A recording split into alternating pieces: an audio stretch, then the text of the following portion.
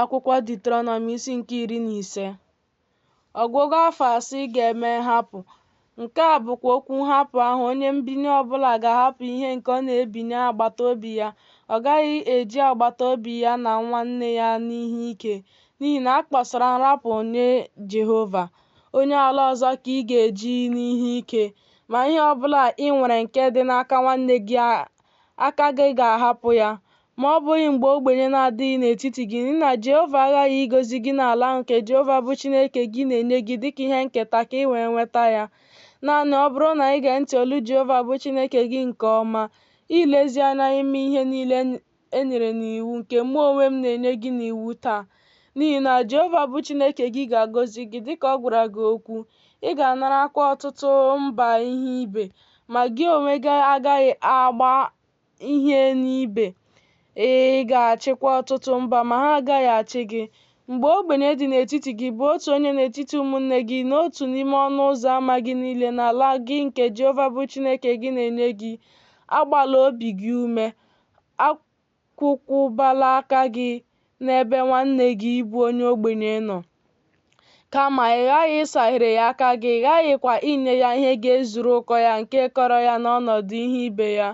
Lezie onwe gị anya ka okwu nke jọgburu onwe ya ghara ịdị n'obi gị, sị, afọ nke asaa bụ afọ nhapụ dị nsọ, anya gị wee jọọ njọ n'ahụ nwanne gị bụ ogbenye, wee ghara inye ya ihe, o wee kpọkuo Jehova megide gị, o wee bụrụ mmehie n'ime gị. Ị ghaghị inye ya.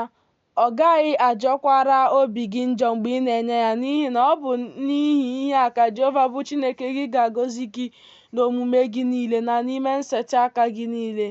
N'ihi na ndị ogbenye agaghị agwụpụ n'etiti ala. N'ihi nke a ka mụ onwe m na-enye gị iwu, sị, ị ghaghị ịsaghere nwanne gị aka, saghere onye nke gị ewedara n'ala, sagherekwa ogbenye nke gị n'ala gị. Mgbe a ga-erenye gị nwanne gị bụ nwoke Hibru maọbụ nwaanyị Hibru, o wee fee gị ofufe afọ 6, n'afọ nke asaa ka ị ga-ezipụ ya n'ebe ọ nọ ka o nwere onwe ya. Ma mgbe ị na-ezipụ ya n'ebe ị nọ ka o nwere onwe ya, ezipụla ya n'aka efu.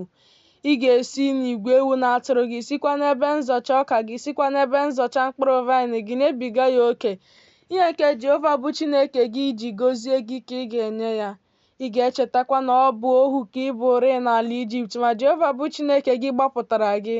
N'ihi ya ka mụ onwe m na-enye gị ihe a n'iwu taa. Ọ ga-erukwa mgbe ọ ga-asị gị, m gaghị apụ n'ebe ị nọ, n'ihi na ọ na-ahụ gị na ụlọ gị n'anya, n'ihi na ọ dịrị ya mma n'ebe ị nọ. Ị ga-ewerekwa ara rapuo ntị ya n'ọnụ ụzọ. Ọ ga-abụkwara gị ohu mgbe ebighị ebi. Ọ bụkwa otu a ka ị ga-emere ohu gị nwaanyị. Ọ gaghị adị ike n'anya gị mgbe ị na-ezipụ ya n'ebe ị nọ ka o nwere onwe ya, n'ihi na ọkpụkpọ ụgwọ ọrụ nke onye egoro ọrụ ka o feworo gị ofufe afọ 6. Jehova bụ Chineke gị ga-agọzikwa gị n'ihe niile nke ị na-eme. Nwa ọbụla bụ oke nke e buru ụzọ mụọ, nke a ga-amụ n'ime igwe ehi gị na n'ime igwe ewu na atụrụ gị, ị ga-edoro ya Jehova bụ Chineke gị nsọ. Ejila nwa nke ehi gị buru ụzọ mụọ rụọ ọrụ ubi. Akpachakwala ajị nke nwa e buru ụzọ mụọ nke igwe ewu na atụrụ gị. N'ihu Jehova bụ Chineke gị ka ị ga-eri ya kwa afọ n'ebe ahụ nke Jehova ga-ahọpụta gị onwe gị na ụlọ gị. Ma mgbe ọlụ dị n'ahụ ya, dịka ngwọrọ maọbụ ìsì, ọlụ ọbụla nke jọrọ njọ, achụrụla ya Jehova bụ Chineke gị. N'ime ọnụ ụzọ ámá gị niile ka ị ga-eri ya. Onye rụrụ arụ na onye dị ọcha n'otu ụzọ ahụ, dịka mgbada na dịka ele. Naanị na ị gaghị eri ọbara ya, ị ga-awụsa ya n'ala dịka mmiri.